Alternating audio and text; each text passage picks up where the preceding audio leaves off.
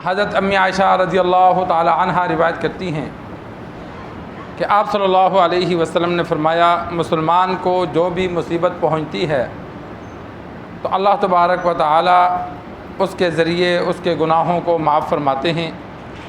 یہاں تک کہ ایک کانٹا بھی جو اسے چبھے۔ امام بخاری رحمہ اللہ نے کتاب المرضع کا باب باندھا ہے، کتاب المرضع کا عنوان دے کر بیچ میں چند بیماریوں کا ذکر کریں گے، بیماریوں کے علاج کا ذکر کریں گے، عیادت کیسے کی جائے، مختلف جو مصیبت کے اعتبار سے، بیماریوں کے اعتبار سے احادیث ہیں ان کو نقل کریں گے۔ تو ابتداءً وہ حدیث نقل کی کہ آپ صلی اللہ علیہ وسلم نے فرمایا کہ انسان کو کوئی بھی کسی بھی طرح سے تکلیف پہنچے، جسمانی بیماری پہنچے، ذہنی کوئی تکلیف پہنچے، آنے والے زمانے کی پریشانی لاحق ہو، گزرے ہوئے زمانے کا غم لاحق ہو، کسی طرح کی بھی انسان کو تکلیف پہنچتی ہے تو وہ تکلیف انسان کے گناہوں کا کفارہ بنتی ہے۔ مسئلہ ذہن نشین کر لیں کہ اگر ایک بندہ اللہ کا ولی ہے، اس پر گناہ نہیں ہے، تو پھر وہ مصیبت اس کے لیے درجات کی بلندی کا سبب بنتی ہے۔ ہر ایک کے لیے گناہوں کا کفارہ نہیں ہوتی، گناہوں کا کفارہ اس کے لیے ہوتی ہے جس کے گناہ ہیں۔ جن کے گناہ نہیں، اگر ان پر مصائب آتے ہیں تو اللہ تبارک و تعالی ان مصائب کی وجہ سے اس کے درجات کو بلند کرتا ہے۔ جیسا کہ ایک حدیث میں موجود ہے کہ اگر ایک بندے کو اللہ تبارک و تعالی ایک درجہ دینا چاہتے ہیں، جنت میں ایک مقام دینا چاہتے ہیں، لیکن اس کے اعمال کمزور ہیں، وہ وہاں نہیں پہنچ سکتا، کہ نیک عمل اس کا اتنا کمزور ہے کہ نیک عمل کر کے وہ درجہ نہیں پا سکتا، تو اللہ تبارک و تعالی اس کو پھر کسی پریشانی میں، مصیبت میں مبتلا کرتے ہیں، اس مصیبت کے بدلے اللہ جنت میں وہ مرتبہ عطا کرتے ہیں کہ دنیا میں اللہ نے مصیبت دی اور بدلے میں پھر جنت کا وہ مقام دیا۔ تو بعضوں کے اللہ گناہ معاف فرماتا ہے، بعضوں کے اللہ درجات بلند کرتا ہے، یہاں تک کہ کانٹا بھی اگر کسی کو چبھے، آپ صلی اللہ علیہ وسلم نے فرمایا تو کانٹا کتنی چھوٹی تکلیف ہے، لیکن اس کے بدلے میں بھی انسان کے گناہ معاف ہوتے ہیں۔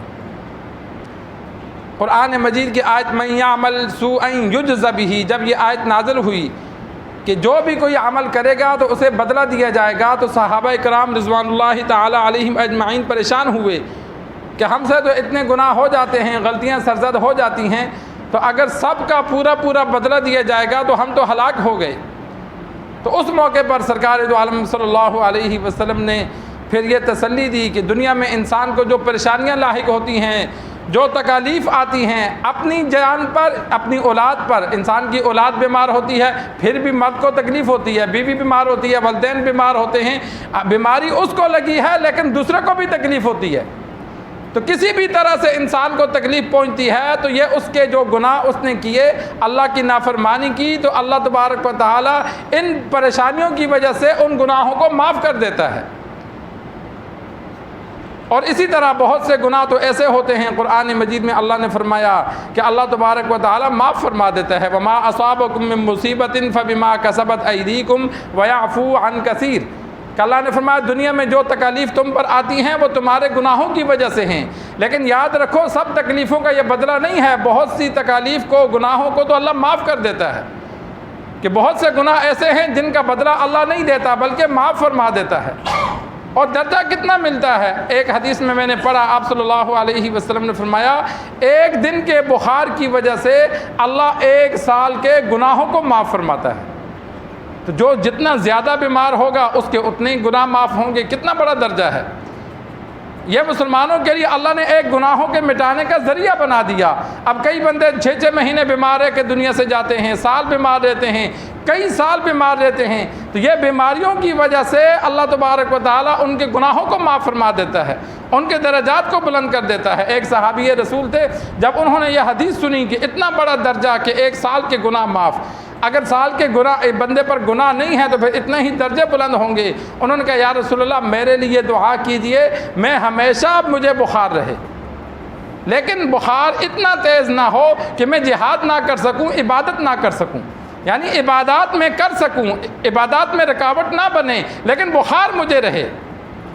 آپ صلی اللہ علیہ وسلم نے اسے دعا دی تو صحابہ فرماتے ہیں زندگی میں جب ہم اسے ہاتھ لگاتے تھے تو ہمیں محسوس ہوتا تھا کہ اس بندے کو بخار ہے،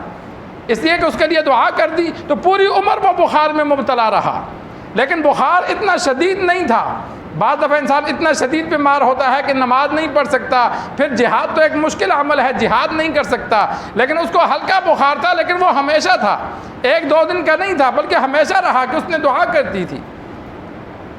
تو بعض بیماریاں ایسی ہوتی ہیں کہ جن کے بدلے اللہ جنت دیتا ہے۔ حدیث میں موجود ہے ایک عورت آپ صلی اللہ علیہ وسلم کے پاس آئی، اسے مرگی کے دورے پڑتے تھے، اس نے عرض کی یا رسول اللہ مرگی کے دورے پڑتے ہیں، آپ دعا کیجئے میں ٹھیک ہو جاؤں۔ آپ صلی اللہ علیہ وسلم نے فرمایا میں دعا کر دوں گا تو ٹھیک ہو جائے گی، ایک تو یہ ہے، دوسرا یہ ہے کہ میں دعا نہیں کرتا، تو صبر کر، بدلے میں اللہ تجھے جنت عطا کرے گا، کہ اس بیماری کے بدلے اللہ تجھے جنت دے گا۔ اس نے کہا یا رسول اللہ یہ ٹھیک ہے، بیماری رہنے دو، کبھی کبھی دورے پڑتے ہیں کوئی بات نہیں ہے، جب جنت ملے گی تو اور کیا چاہیے۔ پھر عرض کی یا رسول اللہ میں جب دورہ پڑتا ہے تو کپڑے پھاڑتی ہوں،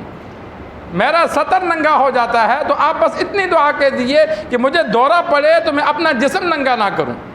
آپ صلی اللہ علیہ وسلم نے اسے دعا دی تو صحابہ فرماتے ہیں بعد میں اگر اسے دورہ پڑتا تھا تو اس کے جسم سے کپڑا نہیں ہلتا تھا، کہ وہ ہاتھوں کو جسم کو کنٹرول میں رکھتی تھی، اپنا دوپٹہ اپنا جسم وہ پھاڑتی نہیں تھی،